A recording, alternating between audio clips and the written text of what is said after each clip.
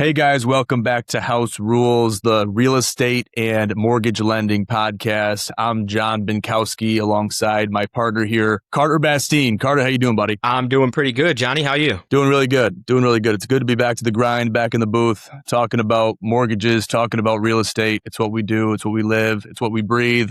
So I'm happy to be back, man. Back to the grind. Oh, yeah, you just got back from vacation. And for me, the grind didn't stop, brother. Hey, the grind never stops. I was still taking calls even on vacation.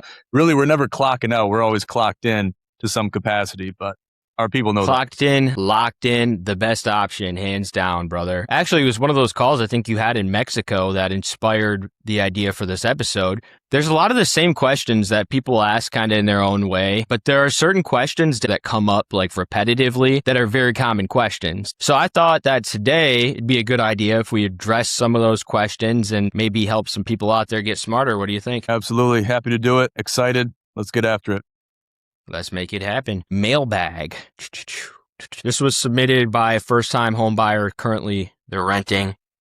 I keep hearing you need 20% down to buy a house. I'm nowhere close to that. Does that mean I'm stuck renting until I save up a huge pile of cash? John, what do you know about that? I mean, that's far exceeding expectations. If you have 20% to put down, you have it in liquid cash, and you have cash to spend on top of that, but then by all means, by no means is that the norm. Anywhere from 3 to 5 to 7 to 10, those are all common numbers. It really varies on the individual's personal financial situation. So it varies from buyer to buyer, but by no means are they required to put 20% down. I like what you said there. If they have money left over and for their circumstances, 20% I think is an important number just because it's where mortgage insurance drops off. If you can afford to do it, you've got to evaluate, are you going to be stretching yourself too thin to come up with that 20%? At one point, I think this might have been the norm because I've heard people rumble about this too, 20% down to buy a house. In no way do you need 20%. As a first-time home buyer, you can do 3%. Sometimes as little as 0% down if you have down payment assistance. In my opinion, even if you have it, I would probably do 5% down, invest the other 15% in a higher yield investment, something that's going to have a better return, which you get 100% of the appreciation of your home either way. So it's why put more money down in this when you could invest it elsewhere and make more with that money instead? Exactly. Let that money work for you in other ways. Liquid cash is hard to come by as it is. So for first-time home buyers especially, they're going to want to hold on to a majority of that liquid cash, whether they want to do home improvements, whether they want to put in new countertops, new doors, new roof, whatever is needed upon purchase. But yeah, like you said, put it in some high-yield investments as well and be smart with your money. So if you have someone you're working with your investments, with your money, with your finances, that'd be a good person to talk to. Talk to them, consult with them on what you should do with your money, and the lender should help you out with the rest. I can do that. All right, let's get to the next question. So this one was submitted by a buyer with student loans, and they were saying, so I've got my car payment and some student loan debt. Do I need to pay that all off before talking to a lender?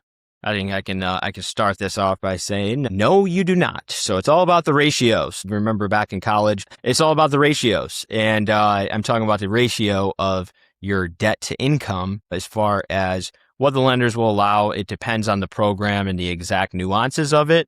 But essentially, you can use 50% as a rule of thumb. Got credit card debt, etc. It adds up to, let's say, $3,000, including your housing expense, compared to you making $6,000 a month. That's 50% DTI. That's a good rule of thumb, but every situation is going to be a little bit different. All right. Okay. So, next question.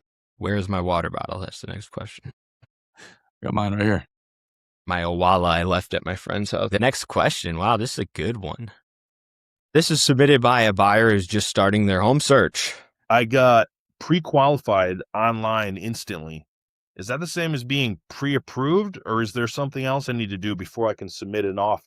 That is a great question, a question that we've dealt with many times, that I've dealt with personally on many occasions. The answer is you are not pre-approved yet. You're not pre-approved until you get that letter in your hand. And that'll tell you an amount that you're qualified for. That'll be your ceiling, ideally. Usually it'll be based on a subject property that you've already looked at or that's on the market currently. You need to have that letter. And that means that the lender has crunched all the numbers, has looked at all your DTI, looked at all your stuff, and looks at your income, looks at the money coming in, the money that's already out or will be going out. And that's kind of the number that you have to work with. That will help you gear your home search. And so there's a lot of online tools that'll give you a number, give you rough numbers without really getting you into the nitty gritty of what you need to know. So I would consult with a lender. They will get you that pre-approval letter, and then you'll be pre-approved.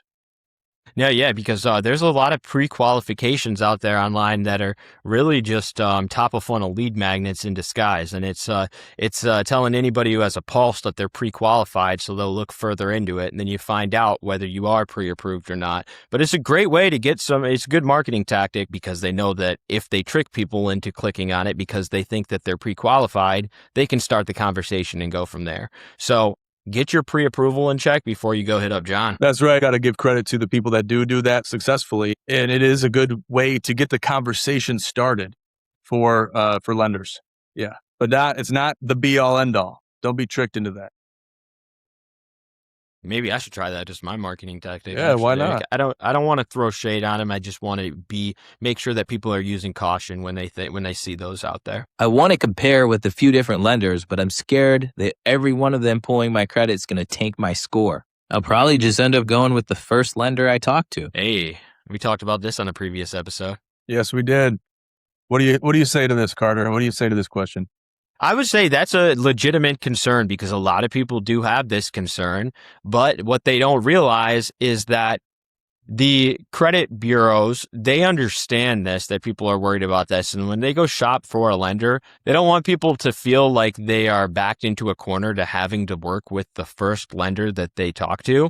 So they make it so you can get your credit pulled by multiple lenders within a 45-day period. And that's going to allow for you to be able to shop around a little bit, get different quotes so you can baseline something. It'll all count just as one credit pull. So it's not gonna affect your score hardly at all. Don't worry about it. Shop around. It will definitely reward you for doing so if the first lender's trying to rip you off. And I think that's important for lenders to provide that transparency early on because it's a common misconception that my credit is going to be hit and hit and hit. And then who knows where my score is going to be after all those hits. It's very, very minimal, the difference it makes. And it's not something I would worry about at all. Well said. This one was submitted by an already pre-approved buyer. She's second guessing the budget now because what it says here. My lender said I'm approved up to an amount that's way higher than I expected. Should I be looking at more expensive houses or is that a bad idea? You want to take this one?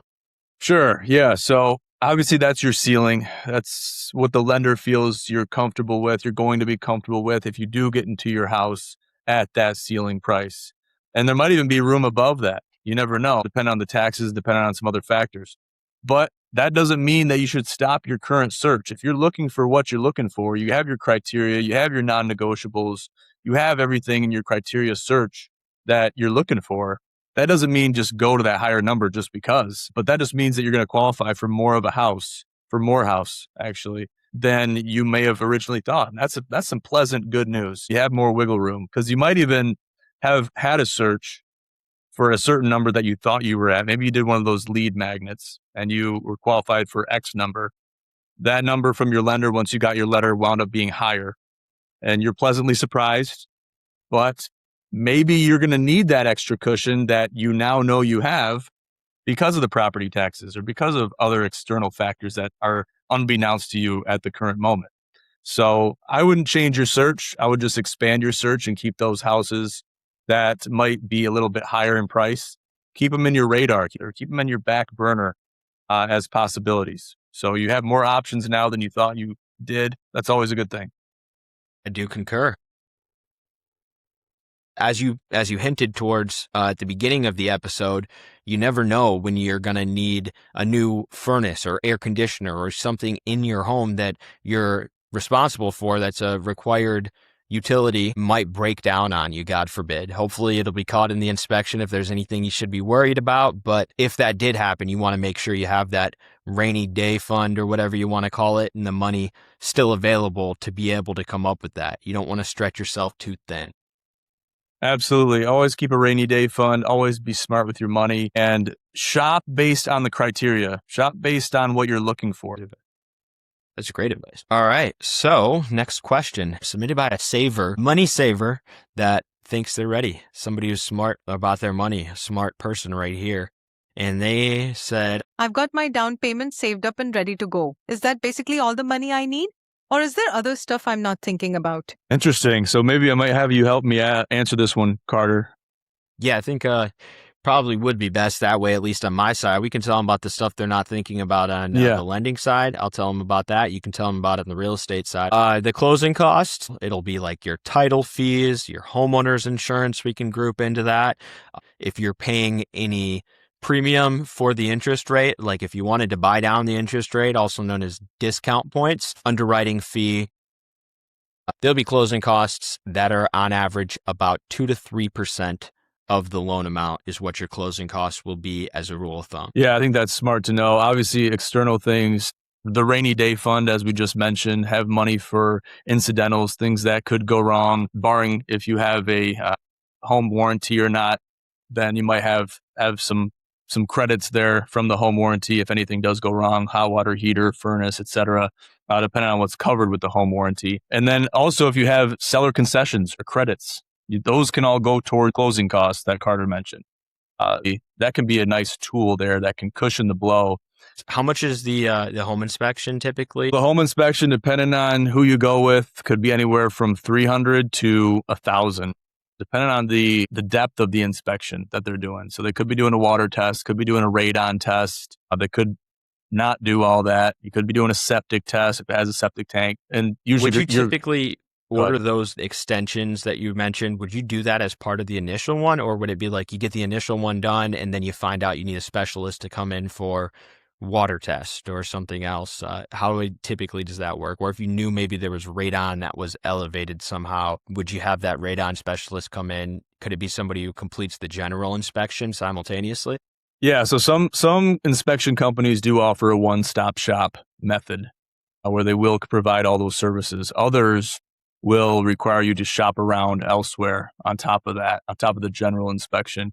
Some municipalities, I know in Shiawassee County, they require you to do a septic test. That is a requirement to get to the closing table. You can't get around it.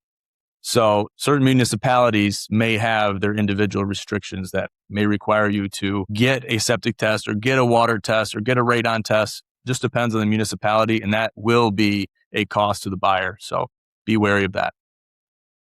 Cool. That's what you should be expecting.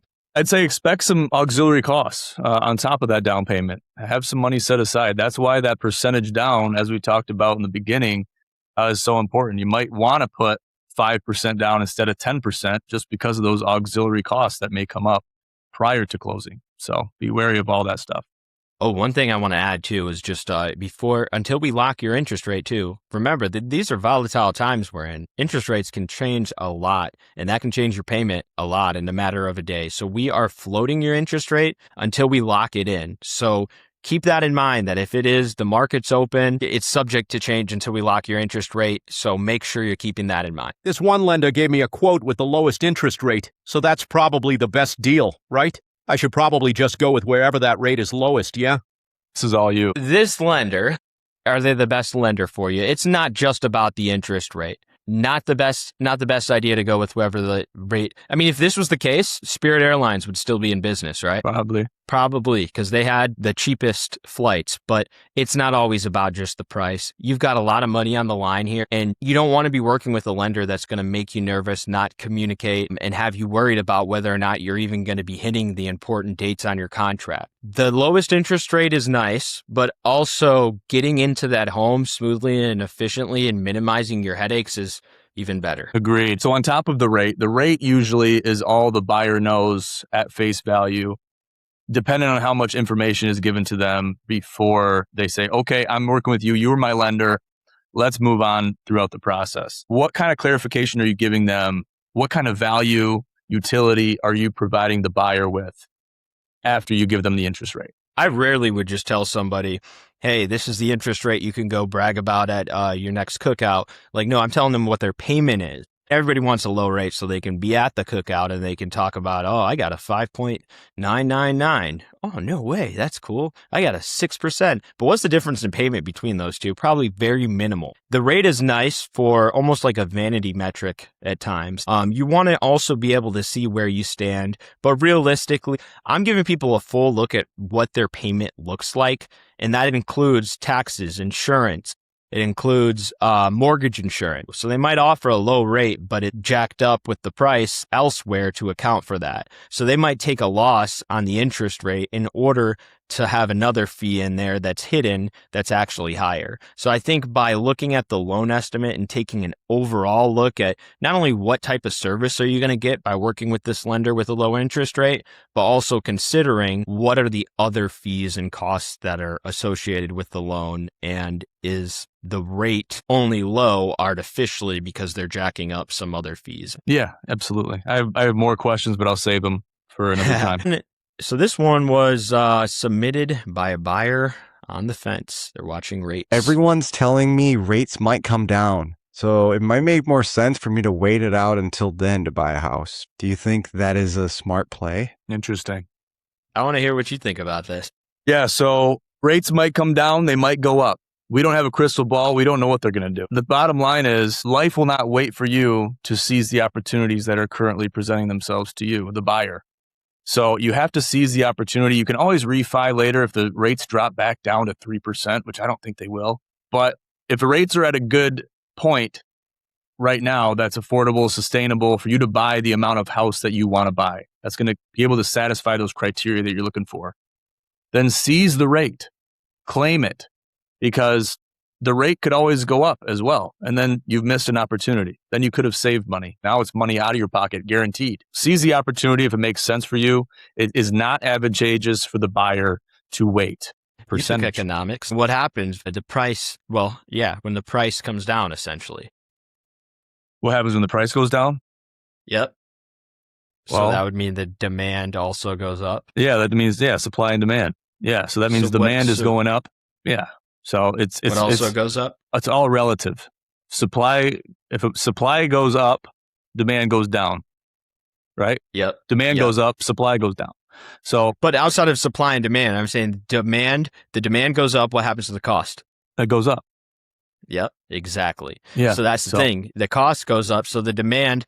So I made this way more confusing than it needs to be. Interest rates go down, and the prices are going to go up faster. Is what I'm trying to say. Right. Yeah, we can get a little bit mixed up talking about supply and demand, though it is very relevant. But the thing is with the rate is there's a lot more at play than just supply and demand when you're talking about interest rates. There's politics. There's crisis that's going on in the world. There's a lot of things that are going on. Global politics, geopolitics. Right. Bottom line is you're losing your most valuable asset every single day that you wait, which is time. So that's not worth waiting for a better rate. Especially if you're waiting, there's no guarantee that the rate's going to go down. So you're basically waiting on that rate to go down maybe a little bit to not save that much money to buy a more expensive house. But chances are once the rates go down, you'll be in a position in your life to be able to buy a more expensive house. And by then you might not even want to sell because you already seized a good rate. That's why people that have rates at 2%, 3%, they're waiting to sell because they can't get back into that rate right now. And they probably never will.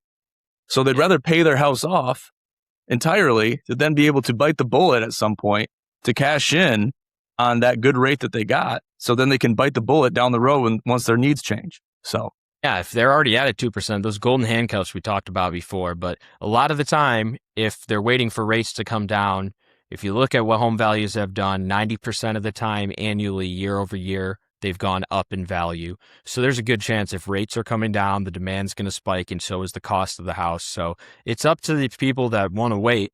Do they want to have a lower interest rate and more money that they owe? They want to have more debt in their loan, or do they want to have a slightly higher interest rate now, get into the home in a less competitive market? Absolutely. And the other thing is too, when you're looking at historical interest rates, these are some of the lowest rates that we've ever seen in history. But we also are dealing with some of the highest home prices that we've seen in history. See how it's relative? See how that's where the supply and demand comes in, is Facts. You are seeing those rates at a lower percentage right now. We're talking about 1%, 2%, even from 3% to 6%. That's really nothing. in the grand scheme of things. Going back to the 90s into the early 2000s, I mean, those are big numbers. Those are big changes. That's where you're paying a lot of interest. But the houses were so much cheaper, you didn't even care. So I think the better question would be then for this person is right now is the right time in their life to buy a house, regardless of interest rates. I'd say if you have the financial ability to buy a house, to be able to pay for the down payment, to be able to pay for those incidentals, have a rainy day fund, then anytime in the modern era, which is what we're living in, where we're growing a family, whatever you're doing, anytime is a good time if you can do it. Yeah, if you can, but also their life circumstances will come into play. If somebody knows that they're going to be living somewhere short term for less than, let's say, like 3 years or so, right, then, it doesn't always make sense. And that's where you got to start doing the math on it and seeing, okay, when will I break even on this versus, and that, has some variables as well. What are your life circumstances? And can you afford it, like you said? And then is right now the right time for you to buy a home personally in your life with where you're at and what your future plans are? Right. Decide that, answer that question before you get into the realm of getting pre-approved, buying a home, doing your home search. Have all those other things figured out first. Those are the important things.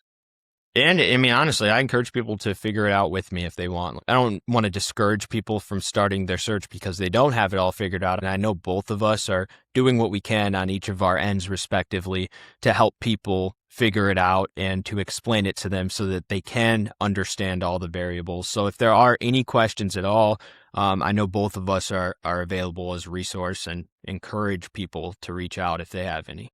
By all means. So let's see. Well, how many questions we got left? Just 3. Okay. The house I want looks perfect in the listing photos. If it looks that good on the official listing page, then do I really need to spend money to get a home inspection? All right, John, I think this is right up your alley. Yes, it is. So just to answer it bluntly, if you like the listing photos, we got to go see it before we even want to put an offer in, right? We don't want to just put an offer in blindly. It's one thing if we're out of state, we're living in Texas, we want to buy a house in Michigan. That's a different story, right? But the bottom line is, do you need to spend money to get a home inspection? Me as your realtor, I will always advise you to get a home inspection. But I will put an asterisk next to my next statement, and I'll put it in quotations and apostrophes.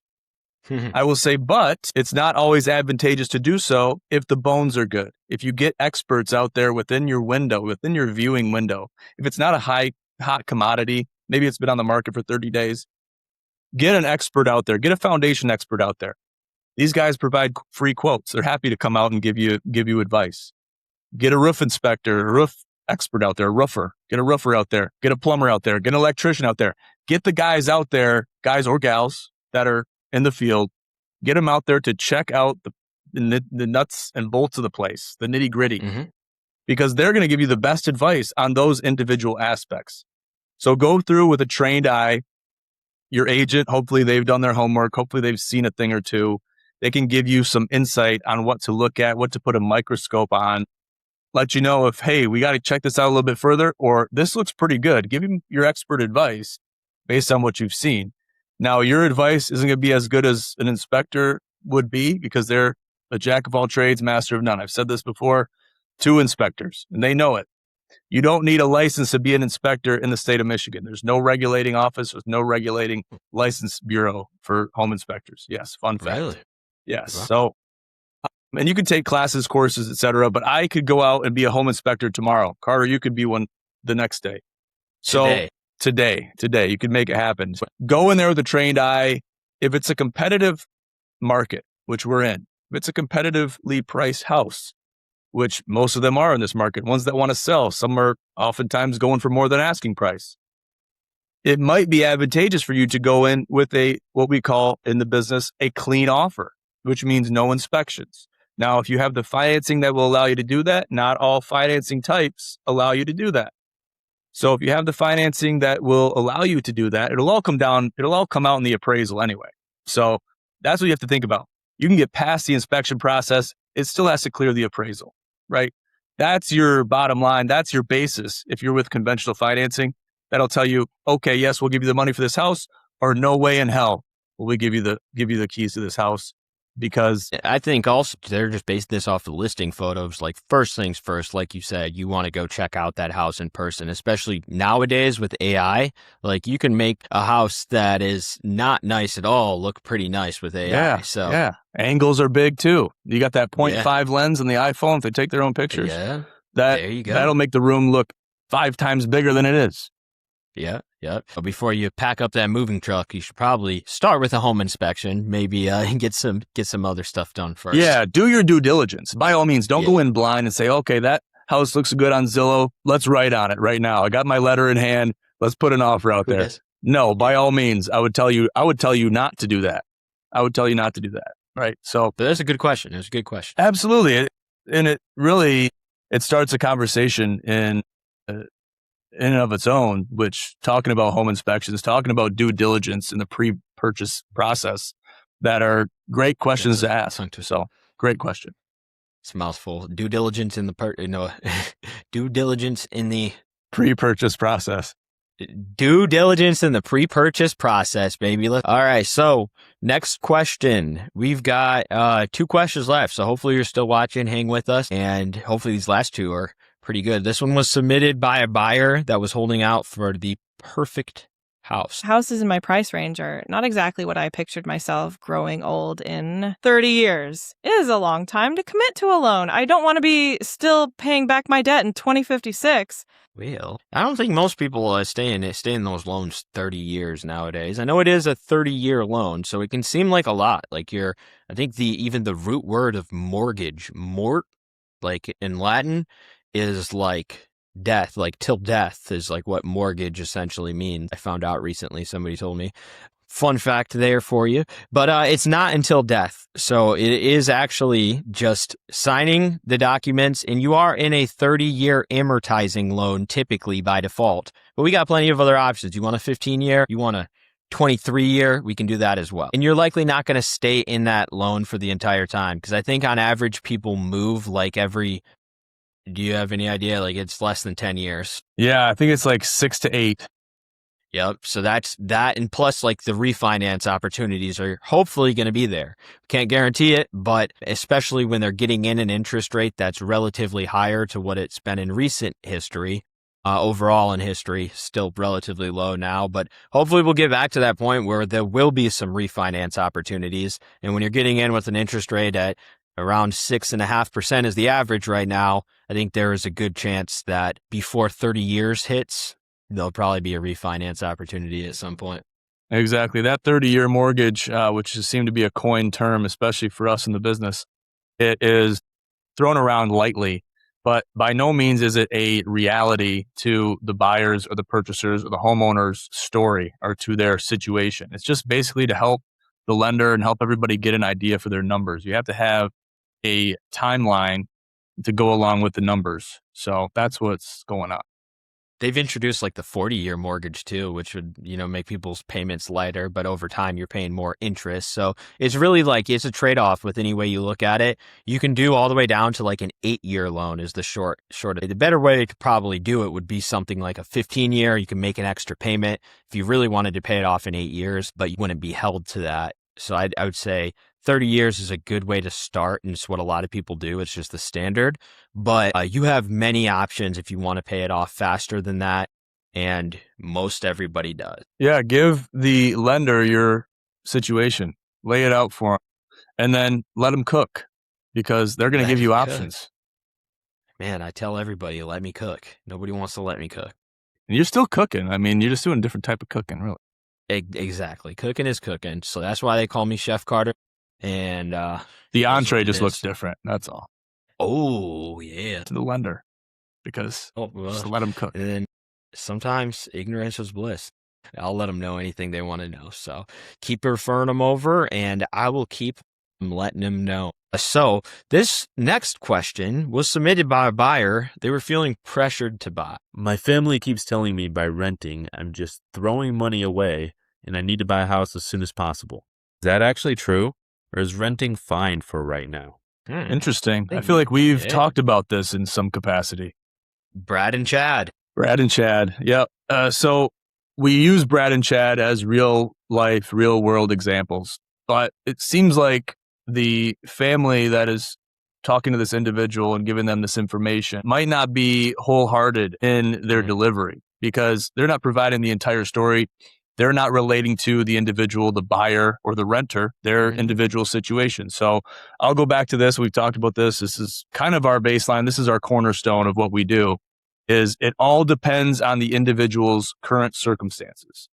It might be advantageous for you to rent if you're in a short-term lease, or if you're living in a place where you work short-term in a certain location. You're not going to be there forever. Then it's more advantageous for you to rent. You might be somewhere long-term. You might not be in your forever home or looking to get into your forever home, but you have the finances, you have the wherewithal to be able to purchase a home. You want to be a homeowner.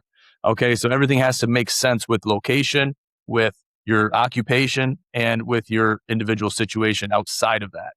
So if those things make sense, if you connect all those dots, then yes, it may be more advantageous for you to buy. And if all those things connect and we see the drive, we see the want for somebody to want to buy a house or want to own their own home, their own four walls and a fireplace, as you could call it, then by all means, we're there every step of the way to help you achieve those goals. And we're going to tell you whether you're able to do it or not. So yeah, it's or at least exciting. give them all the tools that they need to make that decision for themselves. And I think that's what people should be doing. Like, it's great that it sounds like this family member probably they could have meant well by it, but maybe they just don't realize everything that goes into this.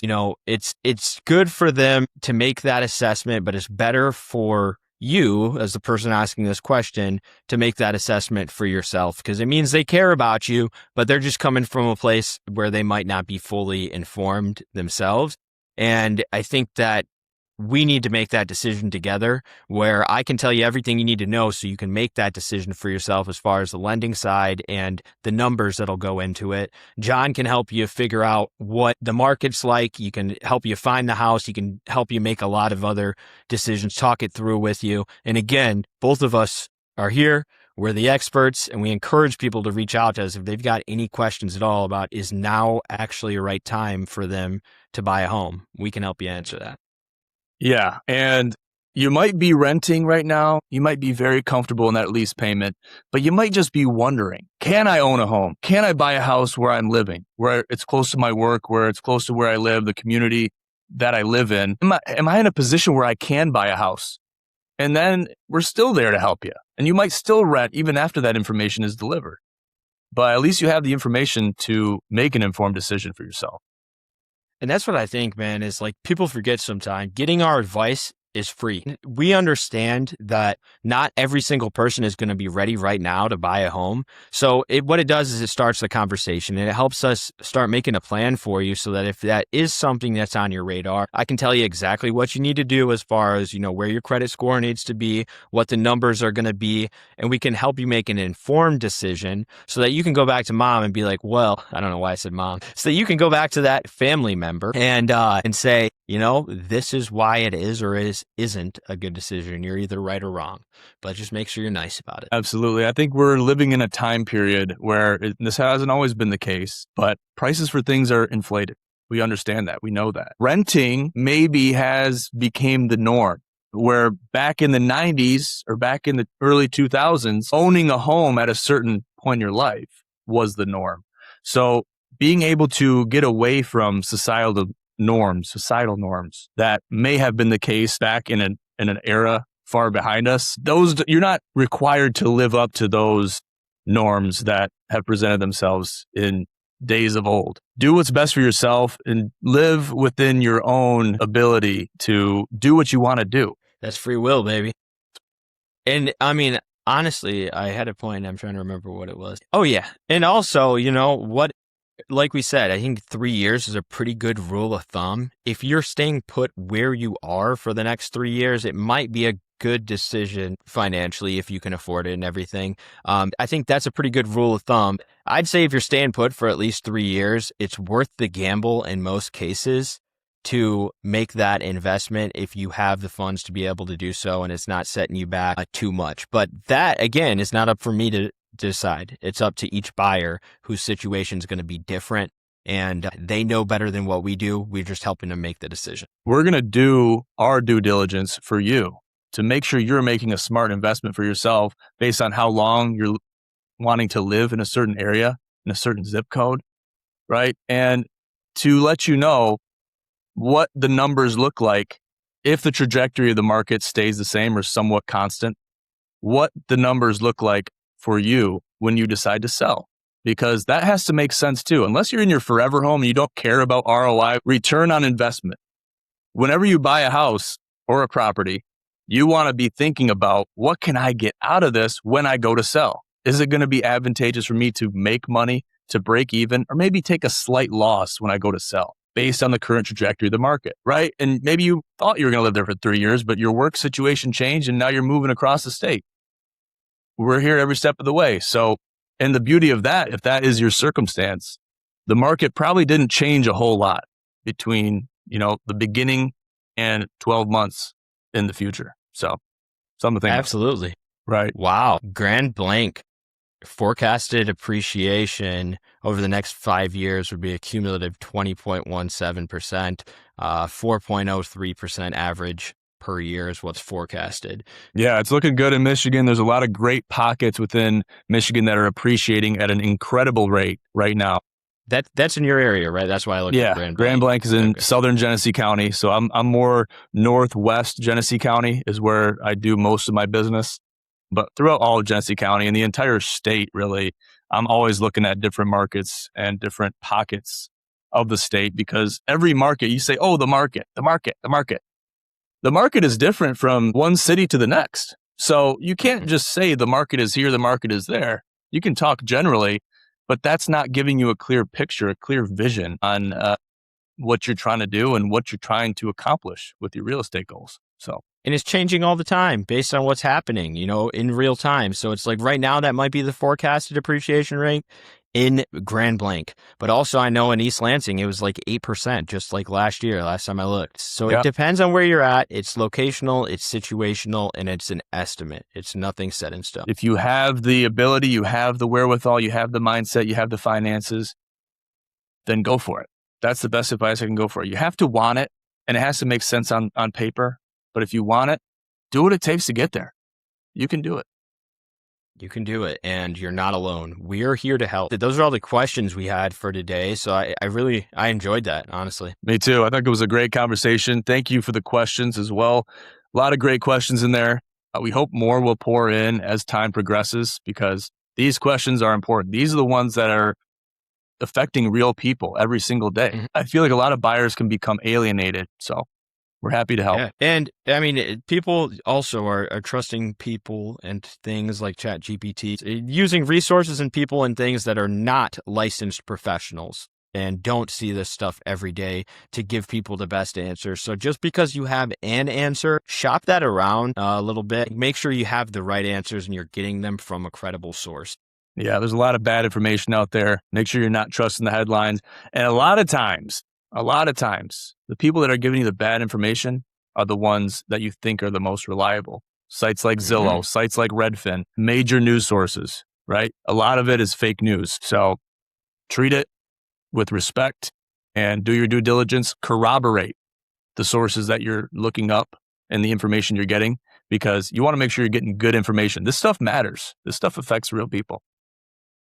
Yeah, and it could affect you as the buyer if you're not careful. So you want it to affect you, but in a positive light. And you can only do that when you get the right information. So make sure it's coming from the right sources.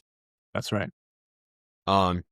Thank you, everyone. Hopefully it was more people than just my mom watching this. And if you found this informative and not too boring, hopefully that's what we're going for. Well, just go ahead and click that like button, subscribe, whatever. Do all the stuff for us so you can see us again. We're going to be providing value on every single episode like we have up to this point. So even if it's just my mom watching right now, my goal is to be able to get out there to everybody. We're going to keep doing it, whether it's 7 people watching or 7 million. So I hope it's 7 million pretty soon. All right. Thank you for watching. John, I had fun, man. I appreciated your time as well. Hopefully we'll see you back here next time for the House Rules podcast. Thanks, Carter. Me too. See you guys.